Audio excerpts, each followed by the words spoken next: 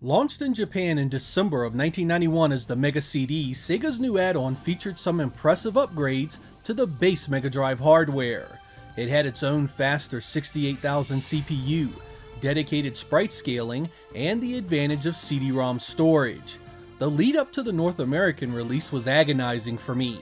Even though I had my own job, the Mega CD had been nearly a $500 product in Japan, which meant importing it would be a hell of an undertaking for my meager income. When it finally appeared in October of 1992 for US gamers, I was elated to see that it had come down to a much more manageable $300. The US launch also came with a number of pack-in games, something the Japanese version lacked entirely. Sega CD ownership had its ups and downs from there, but I loved the thing overall. While many were unhappy with Sega's level of support, I tried to keep positive and focus on the things it did well. With over 200 games released for the platform, it had a number of software titles very much worth playing. In this episode, we're going to take a look at how some of its arcade ports fared. We have some fighting games, a beat 'em up, a few side-scrolling action titles, and even a basketball game thrown in for good measure. Did these conversions do the franchises proud, or did they crash and burn, leaving Sega fans disappointed? Let's find out.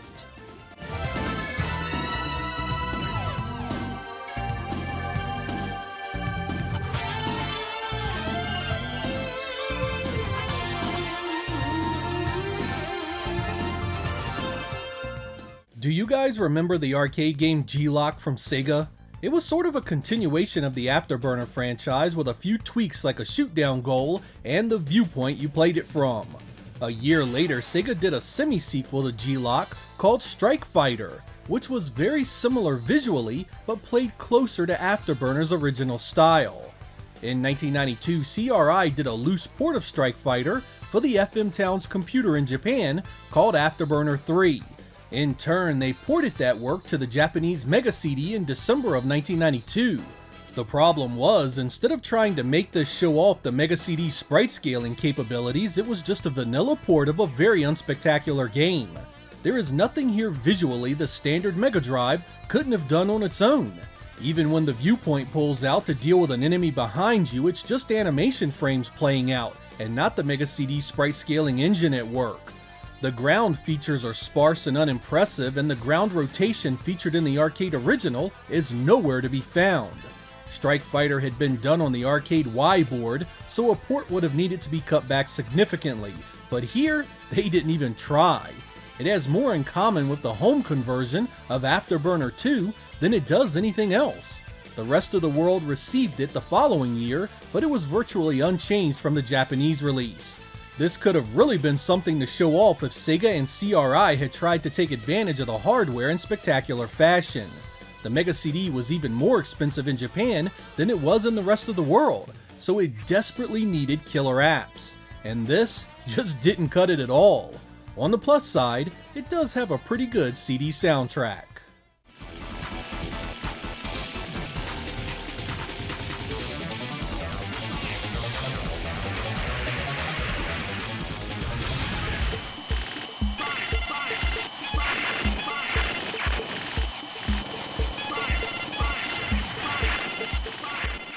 When the Sega CD launched in 1992, the Neo Geo was still a monster of technological power.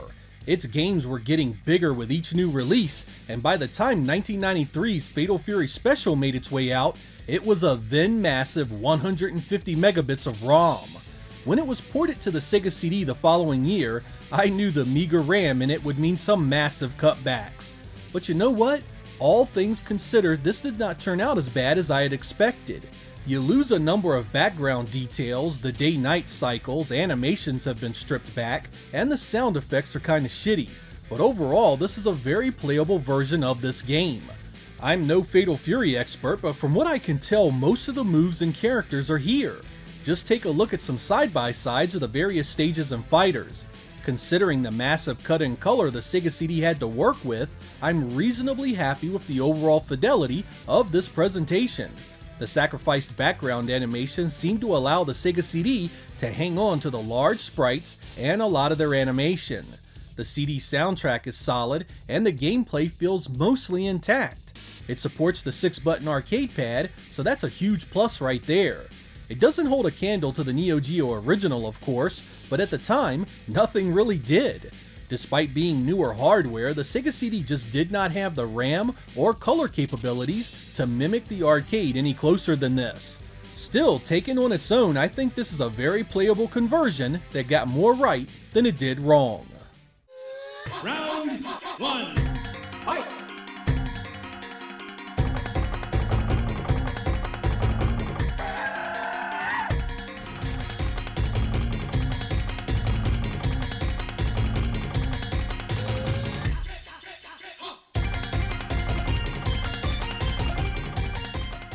Capcom's Final Fight was an instant classic when it hit the arcade in late 1989. It took the Double Dragon formula of beat 'em up and made it infinitely more playable. It used the CPS arcade hardware, which was a color and sprite pushing monster compared to most of the other games out at the time. In 1993, under license from Capcom, Sega published Final Fight for its CD platform. They sought to make this version noticeably superior to the early Super Nintendo release by including co-op multiplayer, all 3 playable characters, as well as the stages and some original content. For the most part, they succeeded and then some. While the Sega CD had to work within the limited color of the Genesis, it still looked great with huge sprites, great animation, and very nice backgrounds. The redone soundtrack was absolutely brilliant and blew the arcade original away. Gameplay was still incredibly fun, but you will notice a few differences between the two. While the Sega CD version sprites move around plenty fast, your attack animations are considerably slower at times, something you'll need to adjust to if you were heavily into the arcade first. You will also notice that there are fewer enemies on the screen at any given time, particularly as you get deeper in. The Sega version does have some bonuses, like a fully voiced opening cinematic and an exclusive survival mode. Overall, I adore this port. It feels and looks different, but even in 1993, I really appreciated what it got right. I recommend the Japanese release of this if you want to own a physical copy. It's not censored and is far more affordable.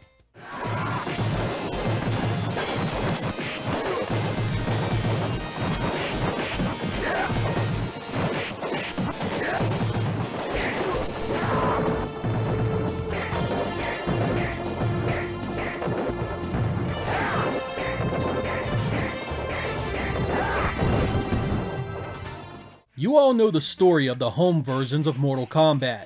With Nintendo trying to preserve its squeaky clean image, they censored the heck out of the first Super Nintendo game, allowing Sega to capitalize by including the arcade's blood and fatalities intact in the Genesis release. Nearly a year later, a Sega CD port was released, promising to be even closer to the original arcade. Of course, this was a claim we are talking about here, and they just reused the assets from the cartridge version with a few minor tweaks and additions. And just like the Genesis version, compared to the arcade, it's not even close. You get downsized sprites, far less animation, muted colors, simplified backdrops, and of course Shang Tsung's morphing ability is accompanied by bouts of loading for each new fighter. While it does boast some advantages over the original cartridge release, it's still a far cry from being anything close to an accurate port of the coin-op. But I do not hate this release. Far from it, in fact. I enjoyed the CD soundtrack, and as far as an actual home port, it's the best of the 16-bit generation by a mile. It also had a few variations of the famous Mortal Kombat song as CD music tracks on the disc. It wasn't all that it could be, but still worth a look if you love the Genesis original.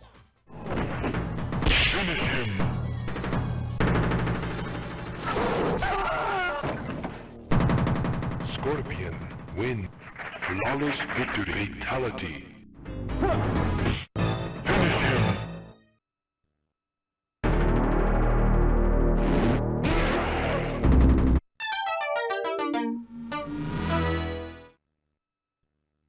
Scorpion wins. Flawless victory. Fatality. NBA Jam on the Sega CD has much the same issue as Mortal Kombat did. It's basically a straight port of the cartridge with only a few additions. Next to the arcade, you get much lower detail, smaller sprites, and an announcer that is much less enthusiastic and doesn't speak up nearly as often. But like the Genesis original, it's still a solid port overall and retains most of the magic of the arcade's gameplay. It's fast, smooth, and has 4-player support if you have the proper accessories. Still, you can't help but feel this could have been better on the Sega CD. Why are the sprites still so small? Why don't the sprites scale like the arcade? Why doesn't the announcer speak more on a CD-based machine? I feel this game suffers what many Sega CD games suffered, the moving of cartridge-based assets over to save developers time and money. The problem there is that the Sega CD versions quite often came out after the Genesis release, and getting mostly the same game later for your $300 add-on wasn't so appealing. Acclaim wasn't the only company that did this, but the sheer popularity of their licensed games really put the Sega CD in the spotlight for this kind of thing. It's still a fun game, but like Mortal Kombat, I believe it could have been so very much more on the Sega CD. Robinson! Fancy move! Oh my!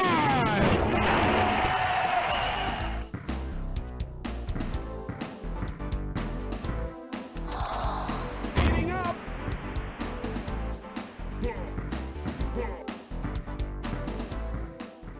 Have you ever seen 1987's The Ninja Warriors in the arcade? It was a 3-screen monster of a cabinet by Taito that allowed you to play co-op multiplayer in an extra-wide environment loaded with soldiers, tanks, and all kinds of crazy enemies. There were a number of ports at the time, including a 1993 version for the Sega CD. Given that 6 years had passed, Sega's add-on actually did a great job porting over pretty much an exact replica of the original. Of course you lose the triple-wide presentation, but you still get very similar graphics and faithful gameplay. The biggest issue here is not its visuals, but its difficulty. The arcade version is notorious in its challenge. There are enemies that can take your entire life bar in 2 hits, and this was not particularly well managed in the Sega CD release. It's still hard as hell, and they cap your lives, so having any chance of beating this will need a ton of practice. To make matters worse, a vastly superior follow-up appeared on the Super Nintendo only a year later, making you wonder why that version wasn't on the Sega CD in the first place. On the plus side, Taito's music team Zuntata did the music, and it's really good. It makes this almost worth playing by itself.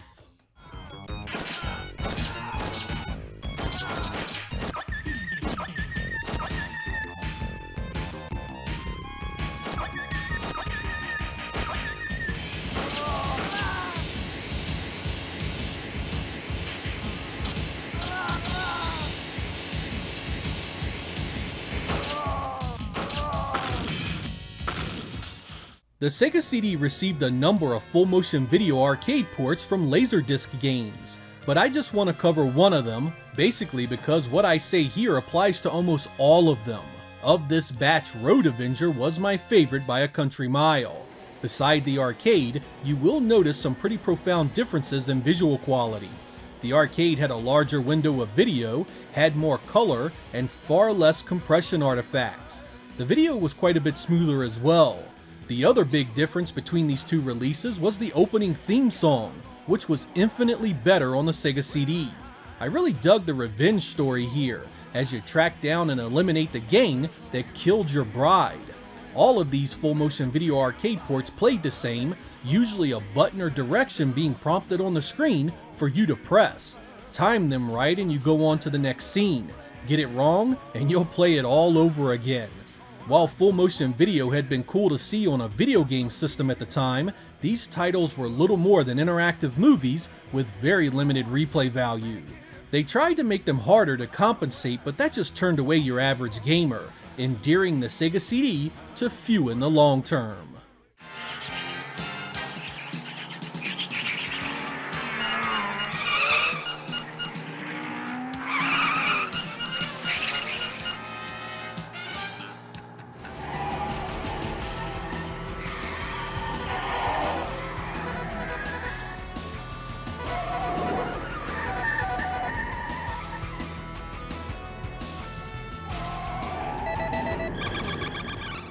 Samurai Showdown on the Neo Geo was a personal favorite of mine. I loved its presentation and the gameplay was so different from Street Fighter, it was able to stand firmly on its own. Unlike a great many ports to the Sega CD, the team that did the Genesis version of this was not the ones that brought out the CD release. In fact, it even had different publishers. The duo that brought us the Sega CD edition was Funcom and JVC, and I don't care what anyone has to say on the subject, it's by far the best of the 16-bit ports of the time. While not perfect, it retains the feel of the Neo Geo original in some pretty important ways. It's got the best visuals, the full intro, the original music on CD, and the gameplay feels fairly accurate considering the trade-off in power. Of course, all that does come with some pretty vicious concessions. You still lose Earthquake, it's missing voice samples, the referee is gone, and there are some nasty load times. Even with all that, I still love this version and consider it the best fighting game on the platform. The graphics really hold up quite well with bright colors and nice sized sprites. Of course, purists will never see anything more than a stripped down shadow of the arcade original. That isn't necessarily wrong, but at the time, Neo Geo ports were never 100% accurate, and this was better than the Genesis and Super Nintendo efforts in pretty much every way.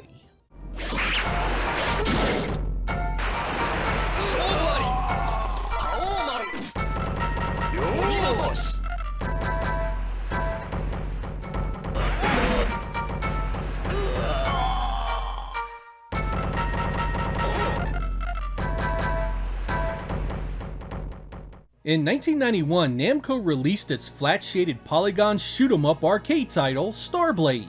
Powered by its most advanced arcade board to date, the System 21, it was a technical marvel at the time.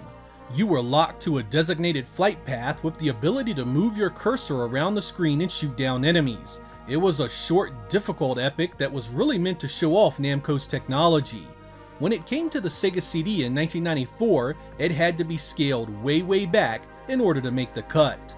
The real-time visuals of the System 21 had to be reduced to full-motion video wallpaper in this release, and the enemies cut back to mere wireframe models.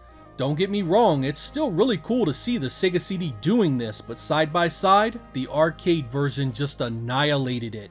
StarBlade's visuals had been its biggest and best asset, leaving the Sega CD title little to expand on. It's still really short, very hard, and has an extremely limited replay value.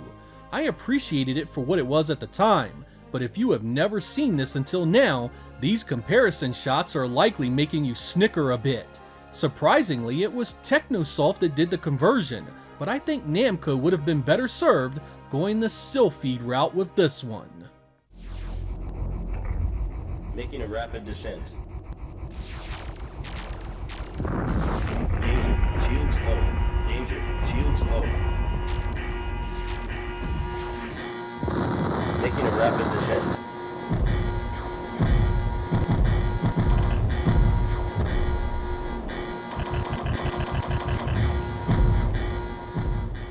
In 1993, Konami ported their arcade light gun game Lethal Enforcers to the Sega CD. It's essentially the Genesis game with vastly superior music and sound effects. Visually, there's little here in the way of improvements, which means that it too is really rough next to the arcade original. The lower color capabilities of the hardware really hammer the digitized assets, washing out both the enemies and the environments heavily. To compensate, the entire image is dithered to the point where smaller details are completely lost, making this one hell of an ugly game. Of course, this is all about the gun, and the fun is about shooting bad guys, so for everything that it lacks in graphical polish, the gameplay is still as good as it ever was. It sold well, so Konami released its sequel, Lethal Enforcers 2: Gunfighters, the following year. It's pretty much the same story. It takes the Genesis version and improves the sound and music while leaving the visuals virtually the same. Again, this equals a port that is quite a bit uglier than the arcade original, but still has the same gameplay. These two games are infinitely more enjoyable with two players, though finding the pink second player gun has become quite expensive. It can be played with two controllers, but as you can see from my gameplay, it's just not the same experience. If you enjoyed it on the Genesis, the sound improvements here do make for a better time, but they are certainly some of the uglier games for the Sega CD.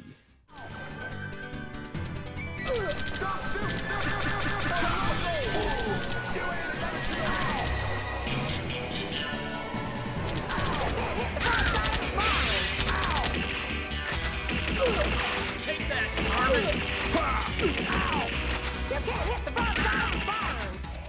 1993 also brought us support of the Taito arcade classic Night Striker. It's a superscaler style shooter that has you in control of a hover car, doing battles on the streets and in the skies of a futuristic metropolis.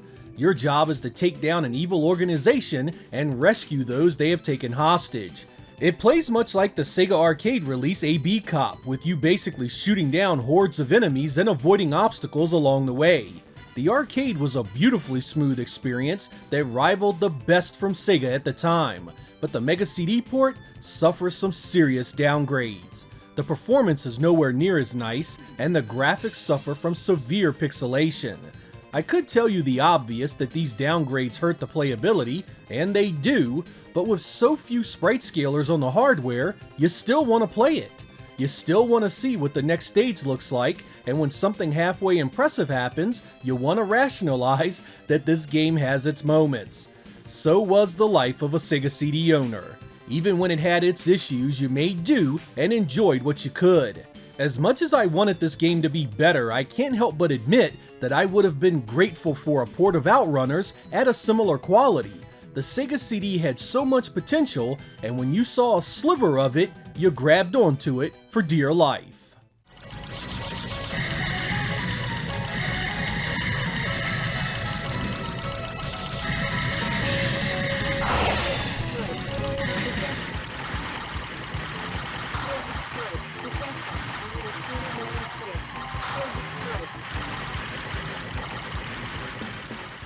The Sega CD had a few different pack-in games during its run, one of them the 5-in-1 compilation called Sega Classics Arcade Collection. On this disc was Streets of Rage and Revenge of Shinobi, but it also included arcade ports of Golden Axe, Columns, and Super Monaco GP. Unfortunately, what we have here are Genesis games with CD soundtracks and some redone sound effects. All three are identical to their cartridge cousins otherwise, with the exception of Golden Axe, which is only one player for some reason. The real missed opportunity was of course Super Monaco GP. With the Sega CD sprite scaling, they could have added a few more details to the presentation to give it a bit more oomph. Sadly, like many games for the platform, it takes advantage of none of this, and retains the same visuals you already had access to on the base Genesis. They're still fun of course, but Sega did as little work here as possible, an omen that would dog the platform its entire life.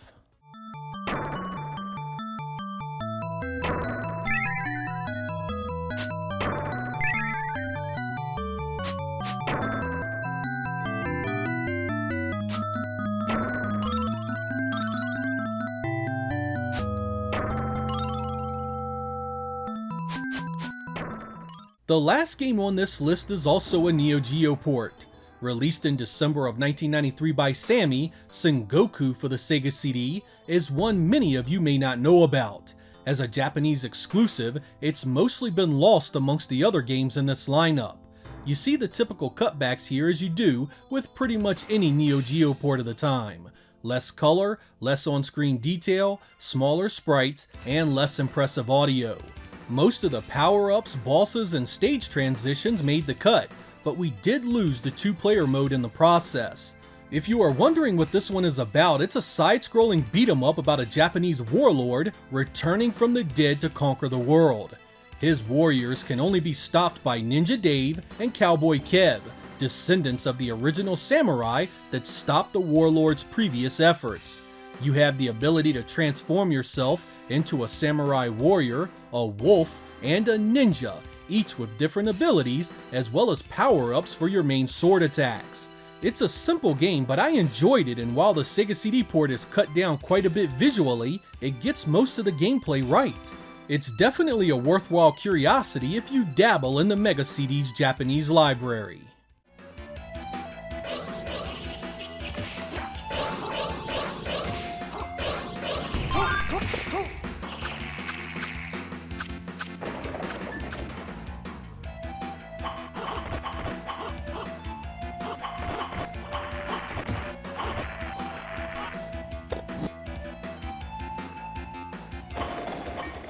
Looking back at these games and comparing them to the arcade originals, it's pretty damn clear Sega made a terrible choice designing the Sega CD the way they did. They wasted a ton of time and effort on the sprite scaling ability that was hardly ever used, instead of increasing the color capabilities that every single game could have benefited from. Every title in this episode could have used a bump in color to make it more visually pleasing, particularly the digitized assets of Mortal Kombat. It's still a sore spot with me all these years later. Why include sprite scaling and never hardly use it? The Sega CD was originally meant to be an affordable edition that cost around $150, making it a mass market device within striking distance of every Genesis owner. Instead, the extra chips bloated the price to more than double its previous estimates, basically pushing it out of range of all but the most dedicated among us. While I adored my Sega CD for what it was, I really do think Sega made a tremendous mistake in its design and pricing. They marketed a machine with capabilities that were rarely used and worse, focused on a type of software that needed none of it. Had the Sega CD launched in 1991 with 4 megabits of RAM and without the extra chips for $150, just imagine how many more Sega would have sold. And the thing is, damn near all of its library would have been nearly the same. The RPG still would have been there. Exclusives like Sonic CD would have only lost the crappy bonus stage. And how many good sprite scalers did we get? 4? Maybe 5? As much as I love the Sega CD, I would have traded Batman Returns and Soulstar in a heartbeat for an add-on that was cheaper, got a ton more games with CD soundtracks, more cinematics, and improved sound effects. Hell, that's 99% of what we got anyway. I'm Sega Lord X, thank you guys for watching, and I will catch you next time.